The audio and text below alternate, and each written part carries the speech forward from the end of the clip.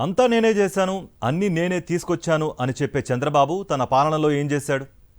అభివృద్ధి అభివృద్ధి అని జపం చేసే బాబోరు ఎలాంటి అభివృద్ధిని ఆంధ్ర ప్రజలకు చూపించారు? ఈ ప్రశ్నలకు జవాబులు ఉండవు.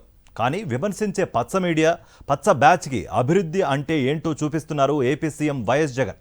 బాబు నిర్లక్ష్యానికి నిన్నటి వరకు సాక్ష్యంగా ఉన్న ఆ పోర్టు ఇప్పుడు వైఎస్ జగన్ పాలనలో అభివృద్ధికి కేర్ ఆఫ్గా మారింది. ఇంతకీ ఏంటా పోర్టు? అదెక్కడుంది? దాని ప్రత్యేకతలేంటి అన్న విషయాలు తెలుసుకునేందుకు చెలవు కాకినాడ. ఆంధ్రప్రదేశ్కు ఉన్న ప్రత్యేకత అంతకు మించిన వరం సుదీర్ఘ తీర ప్రాంతం. 45 ఇయర్స్ ఇండస్ట్రీ, 14 ఇయర్స్ సీఎం అని చెప్పుకునే చంద్రబాబు హయాంలో తీర ప్రాంతాలు నిర్లక్ష్యానికి గురయ్యాయి. పోర్టులను పట్టించుకోకపోవడం వల్ల ఎక్స్పోర్ట్ బిజినెస్ ఆశించిన స్థాయిలో సాగలేదు. కానీ వైఎస్ జగన్ అధికారంలోకి వచ్చాక తీర ప్రాంతాలు, ఓడరేవుల అభివృద్ధిపై ప్రత్యేక దృష్టి పెట్టారు. Connecting AP to the world అనే కాన్సెప్ట్తో అడుగులు వేశారు. ఫలితంగా ఇప్పుడు ఎక్స్పోర్ట్ ఇంపోర్ట్ బిజినెస్ కి ఆంధ్ర కేర్ ఆఫ్ గా మారింది. దాంతో లంగరు రేవు కూడా ఇప్పుడు ఫేమస్ అయిపోయింది. ఇండియాలో హైయెస్ట్ పర్ఫార్మ్డ్ పోర్ట్గా, అంటే బ్యాగ్డ్ కార్గో ఎక్స్పోర్ట్ విషయంలో all over India, pan India లెవెల్లో నెంబర్ 1 పోర్ట్ అని చెప్పొచ్చు. దీనికి ముఖ్యంగా కస్టమ్స్, పోర్ట్, కార్మికులు, C&F ఏజెంట్స్, ఎక్స్పోర్టర్స్, ఇన్ఫ్రాస్ట్రక్చర్ ఇదంతా కూడా కలిసి వచ్చిందండి. మన దేశంలో ప్రకృతి సహజ సిద్ధంగా ఏర్పడిన ఓడరేవుల్లో ఒకటి కాకినాడలోని లంగారు రేవు. బ్రిటిషు కాలం నాటి యాంకరేజ్ పోర్టు గత పాలకుల నిర్లక్ష్యంతో ఎలాంటి అభివృద్ధికి నోచుకోలేదు. అయితే సీఎం వైఎస్ జగన్ చూపించిన చొరవతో సాగరమాల పథకం కింద 74 కోట్లతో విస్తరణ పనులు చకచకా సాగుతున్నాయి. షిప్పులు ఎక్కువ రావడం వల్ల ఎక్స్పోర్ట్ ఏదైతే ల్యాండింగ్ డ్యూస్ ఏదైతే ఉన్నదో అది మనకి కడతారు. సో దాన్ని డైరెక్ట్గా మనకి వస్తుంది, అది ఒకటి.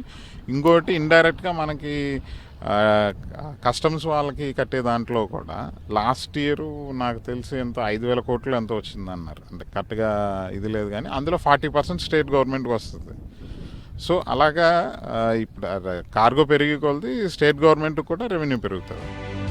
పోర్టు విస్తరణ వల్ల బెర్తుల సామర్థ్యం 900 మీటర్ల నుంచి 1200 మీటర్లకు పెరిగింది. పోర్టులోని కమర్షియల్ కెనాల్ను డ్రెడ్జింగ్ ద్వారా 2.5 మీటర్ల లోతు తవ్వారు.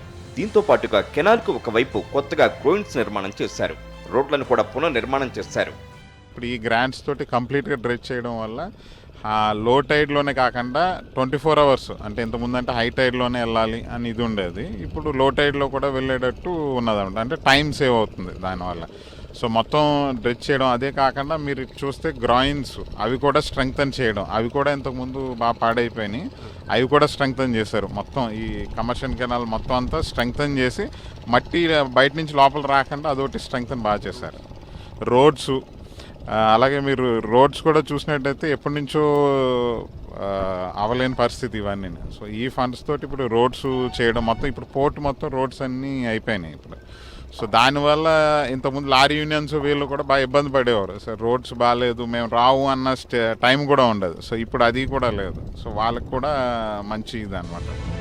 ఇక కాకినాడ యాంకరేజ్ పోర్టు మానవ వనరులతో పాటుగా మౌలిక సదుపాయాలు కలిగిన పోర్టు. అందుకే ఇక్కడ నుంచి బియ్యం విదేశాలకు ఎగుమతవుతూ ఉంటుంది. దేశంలోని పలు రాష్ట్రాల నుంచి ఇక్కడకు రైళ్లు, లారీల్లో వచ్చే బియ్యాన్ని పోర్టులో ఉన్న బాధ్యులలో కార్మికులు లోడింగ్ చేస్తారు. ఆ సరుకు తీరంలో లంగర వేసిన నౌకలలో లోడ్ అవుతుంది. దీనివల్ల బియ్యం లోడింగ్ భారీగా పెరిగింది. ఇండియాలోనే నాకు తెలిసినంత వరకు ఎక్కడా లేనట్టు మనం 27,000 మెట్రిక్ టన్నుల యాంకరేజ్లు లోడ్ చేసాం మనం. అదొకటి అచీవ్మెంట్ మనకి.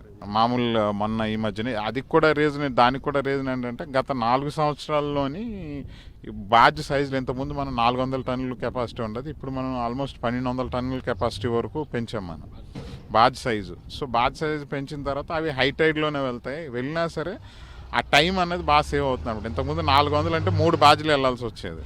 ఇప్పుడు ఒక బాధ్యలోనే 1,200 టన్ను వెళ్ళడం వల్ల అక్కడ దానికి మీకు ఫ్యూయల్ సేవింగ్, టైం సేవింగ్ అన్నీ కలుస్తున్నాయి అనమాట. సో ఒకదానికొకటి చైన్ ఎఫెక్ట్ కింద ఇవన్నీ కూడా పోర్టు పెర్ఫార్మెన్స్కి బాగా ఉపయోగపడుతున్నాయి. దాదాపు 10,000 మందికి పైగా కార్మికులు, 50 కంపెనీలు కాకినాడ యాంకరేజ్ పోర్టుపై ఆధారపడ్డాయి. ఇంతకు ముందు ఎన్నడూ లేని విధంగా పోర్టుకి గుర్తింపు రావడానికి కారకులైన సీఎం వైఎస్ జగన్కు ఎంపీ వంగ గీత, ఎమ్మెల్యే ద్వారంపూడి చంద్రశేఖర్ రెడ్డికి కృతజ్ఞతలు తెలిపింది ఛాంబర్స్ ఆఫ్ కామర్స్. ఈ రేవు గురించి ఈ ఫారెన్గా ఇంపోర్టర్స్ కానీ ఇక్కడి నుంచి జరిగే ఎక్స్పోర్టర్స్ కానీ ఒక మంచి అభిప్రాయంతో కాకినాడ నుంచి చేయాలి, మనకి తొందరగా అవుతుంది అనే ఒక దృక్పథం క్రియేట్ అయిందండి. దానివల్ల అంటే గవర్నమెంట్ పాలసీ ప్రకారంగా ఎక్స్పోర్ట్స్ డిపెండ్ అవుతాయి. కానీ సామర్థ్యాన్ని పెంచారు. ఇప్పుడు మాకు ఇదివరకు ఏదో 3 మిలియన్ టన్స్ సామర్థ్యం అయితే డైరెక్ట్గా 1 మిలియన్ టన్స్ సామర్థ్యం పెరిగి ఎప్పుడైనా ఎక్స్పోర్ట్స్ మళ్ళీ ఫ్రీ అయితే మేము వీఆర్ రెడీ అన్న యాంగిల్కి ఈ పోర్ట్ని తీసుకొచ్చారండి. We are all very happy. లంగరు రేవు మాత్రమే కాదు, రాష్ట్రంలోని పలు పోర్టులు శరవేగంగా అభివృద్ధి చెందుతున్నాయి.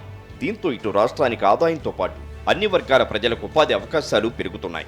100 ఏళ్లలో ఏ ప్రభుత్వం చేయలేనిది సీఎం వైఎస్ జగన్మోహన్ రెడ్డి సహకారంతో ఇక్కడ పోర్టు విస్తరణ జరిగిందని చెప్పి అధికారులు చెప్తున్న పరిస్థితి కూడా కనిపిస్తుంది. వెంకటరామతో కలిసి కరస్పాండెంట్ రాజు, సాక్షి టీవీ, కాకినాడ యాంకరేజ్ బోర్డు నుండి.